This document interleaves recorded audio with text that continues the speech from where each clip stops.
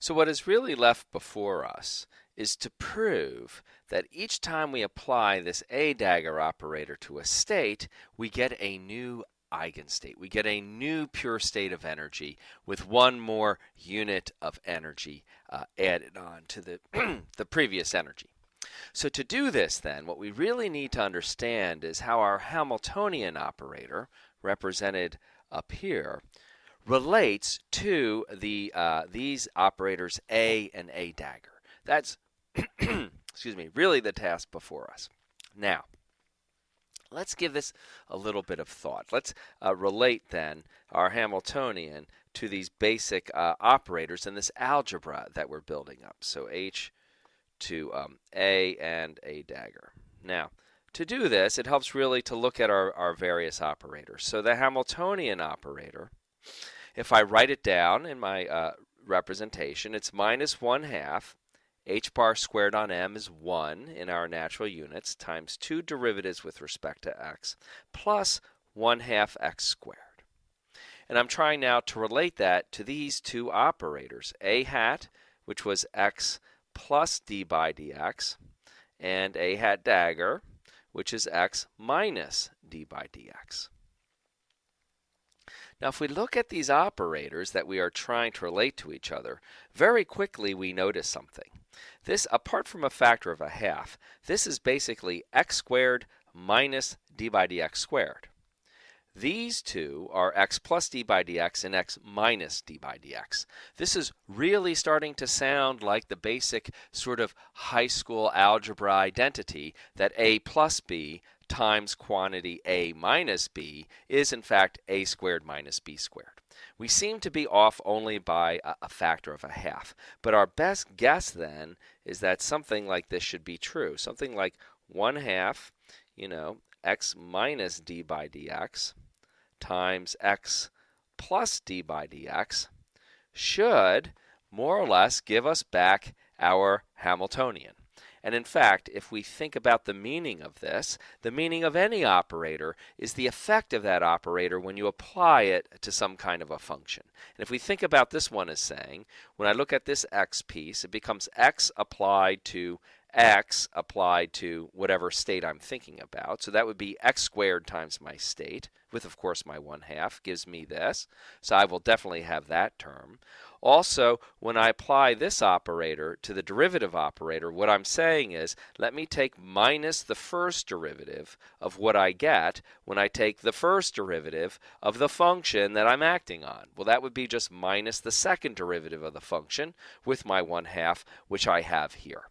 So I've basically got all the terms down correctly. There just turn out to be some additional terms we will have to think about. We have to apply the derivative operator to the result of applying x to my function and subtract that off, and then add on to that the result of applying x times the first derivative acting on my function. So we can take care of all of those things, but there's one sort of issue on the table right now that I'd first like to deal with, which is the issue of these 1/2s. Much like when we defined the Fourier transform, where we had this factor of 1/2 pi that we found most convenient to split into 2 square roots of 2 pi and apply partly to the real space Fourier transform and partly to the inverse Fourier transform. Likewise, it's much more convenient actually if I remove this 1/2 from here and apply it in 2 separate pieces, one to each of these two operators, and then actually define this combination as a hat dagger, which is my previous definition of a hat dagger, except now I'm including a 1/square root of 2. And likewise, this combination is how I will actually officially define the a hat operator. So I should include in all of my definitions this 1/square root of 2. Now, if you think about our previous arguments here, let me get them in here. Our previous arguments in the preceding lecture had really nothing to do with normalizations of functions. We were just thinking about things up to a normalization constant. So including these extra factors of 1 over root 2 in my operators doesn't change any of my arguments, right? If I divide this by root 2 or not, it still is giving me 0. And here, if I divide by root 2 or not, I'm still getting x times my Gaussian apart from some normalization and so forth. So I haven't changed any of the preceding arguments.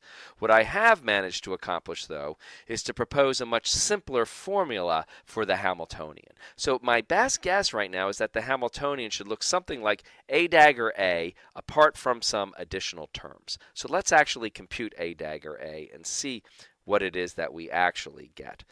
We're hoping we will get something that looks like the Hamiltonian, but I don't want to be circular in my arguments. Let me just compute what it is, and we will see how it actually compares. So inserting the definitions then, just writing this one more time, it's x minus d by dx over root 2, acting on x plus d by dx over root 2. So this really is, again, just where we had started. It's 1/2 and then the result of this combination of operations. So now we can actually think about these operations in earnest. I will have an overall factor of 1/2, which I will pull out. Then, as we had said, there are a series of terms, right? There will be x acting on x plus d by dx. That would then act on my wave function over here, right? Minus then, I'm just expanding out, applying d by dx to the result of the action of that first operator, right? Which then acts on whatever my function might be. And if I continue through with this, if I'm acting on this with a function, I will get x times the function plus the derivative of the function, which would give me x squared times my function, plus then x multiplying the result of applying the first derivative to my function. That's what this piece means. My next piece then says I would be taking the first derivative of the result of applying x to my function, like so. And then finally, I have minus the result of applying the first derivative to the first derivative of whatever my function is. So that would be minus the second derivative. And we recognize that exactly by design, right, this looks like 1/2 minus d by dx squared plus 1/2 x squared plus some additional terms. There's going to be plus 1/2. And these two terms, you will notice, are just the commutator of x with the first derivative, x with d by dx. Whereas these terms are very clearly my Hamiltonian. So I can conclude, therefore, when I look on the left-hand side, I was computing a dagger A. I can conclude that my Hamiltonian itself actually does equal a hat dagger a hat, but there's an additional term.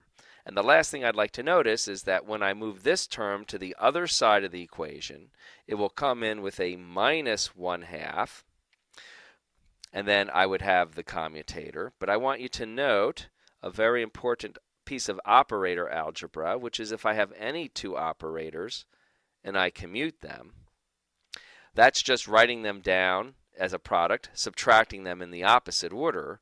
Well, that being, AB minus b hat a hat, that of course is just the minus of doing the commutator operation in the reverse order.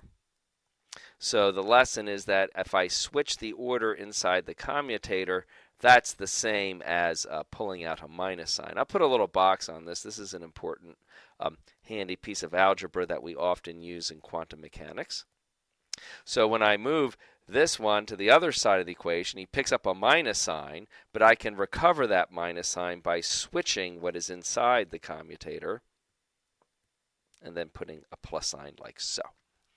So that's a nice, very compact result. This does, though, raise the question as to what this operator actually is. So let's compute that. So what is, in fact, the commutator of d by dx with x? Now, the meaning of any operator, of course, is the action, the result of its process acting on a function. So we can just imagine an arbitrary function here, psi. And now, the precise meaning of this is first I apply the derivative operator to the result of applying the x operator onto my wave function psi, minus then doing the operations in the reverse order, namely applying x to the result of applying the first derivative operator to my wave function. And now we can kind of work through what this is. We can expand this out. This is the product rule. The derivative of x with respect to x just gives me 1. So I would just have my wave function back again as the first term of the product rule, plus then x multiplying the first derivative acting on the wave function psi, so d by dx of psi. And notice, though, that this has subtracted off of it exactly the same term. So these two terms actually cancel. The result of applying that operator is just the wave function psi again.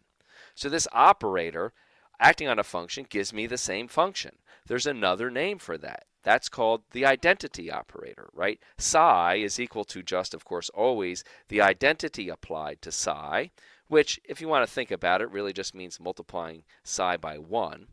Any way you want to look at it, when I apply this commutator on any function, I get the same thing as applying the identity to that function.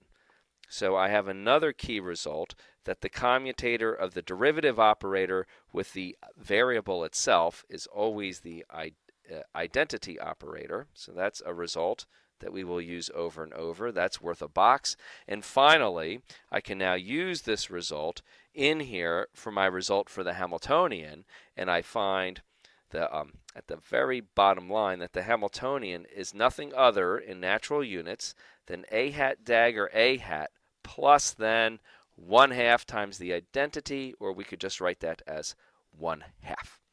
And that then is our Hamiltonian, now related to our basic operators. We now have in place then the key pieces of algebra that we need to begin investigating the time-independent Schrödinger equation and how it acts on states that we generate by applying these a dagger and a operators onto things like our proven ground state.